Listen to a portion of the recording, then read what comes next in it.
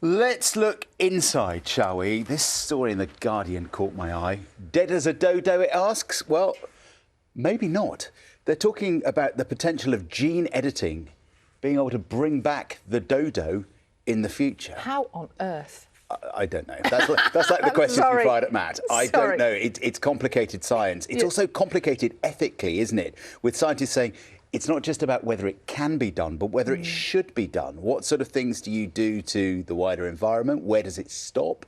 We're going to be surrounded by woolly mammoths and Tyrannosaurus rexes in a couple of years. It is a bit Jurassic Park, isn't it? It is a bit, yeah. There's an interesting quote at the end. It said, this is some expert, Professor Burney. He says, there is no doubt this is an iconic bird, but I've no idea whether the mechanics of this will work. OK, so, fine. Maybe it is dead as a dodo. I love the honesty.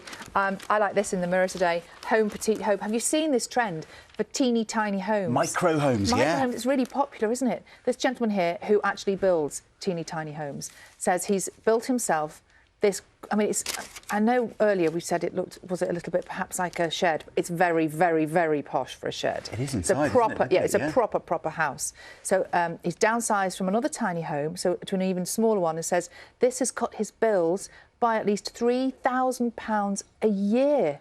It's wood. It has a mezzanine double bedroom, a spare bedroom, a fully fitted kitchen and a living space. I think that sounds fantastic. It doesn't sound that petite, does it? No, I think it's just very, very well organised. Where would you put all your stuff, is what I think. Where would you put your dodo? Look at this. I love a metal detecting story. And this one is about a chap called Charlie Clark. He's a cafe owner in Birmingham. He'd only been metal detecting for 6 months. He was in a Warwickshire field looking for what he thought was junk, and he found this pendant, which is said to be the find of not just a lifetime, but according to The Guardian this morning, the find of 30 lifetimes. It's a Tudor pendant. It's gold. It's being valued at the moment. And he can't believe it, basically. So he's only recently started doing this? Yeah. Can you imagine? That's... When you hear your detector beeping and you and start it's not an old tin can. Yeah. It's absolutely a Tudor beautiful, heart. isn't it? Absolutely stunning. It's incredible. And I love this. Here's something that I'm just going to say about time. This is in the Times this morning. This is the festival. You will have seen this before in Shetland, the Upheliar Festival. So a Viking festival. And I think it's all about kind of like lighting up the dark, dark nights, basically. But for the first time this year, girls have been allowed to take part. Up until this point, women and girls had been banned from the festival that goes through Lerwick, which is a celebration of Shetland history.